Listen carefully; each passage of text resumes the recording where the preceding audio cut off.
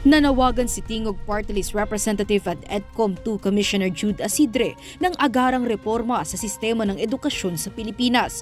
Kabilang ito sa tinalakay niya sa kanyang talumpati sa General Assembly ng Diocese of Cubao Educational System. Ibinahagi ni Asidre ang mga pangunahing natuklasan mula sa ulat ng EDCOM-2 Year 2 at binigyang diin niya na ang krisis sa edukasyon ng bansa ay hindi lang usaping teknikal kundi isa ring moral at espiritual.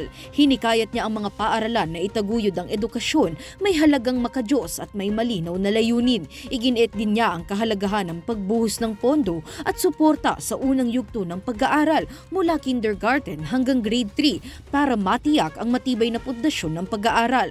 Anya, dapat ding suportahan ang mga guro hindi lamang sa aspeto ng pagsasanay kundi pati na rin sa kanilang personal at espiritual na pangangailangan. Nanawagan siya sa mga institusyong Katoliko na palawakin ang abot ng edukasyon lalo na para sa mga kapuspalad at palakasin ang pakikipagtulungan sa pamahalaan. Pinagtuunan niya rin ng pansin ang importansya ng tapat na paggamit ng datos at pagsusuri upang mas mapabuti ang sistema. Para sa totoong balita sa Bagong Pilipinas, Kate Trenya, Congress News.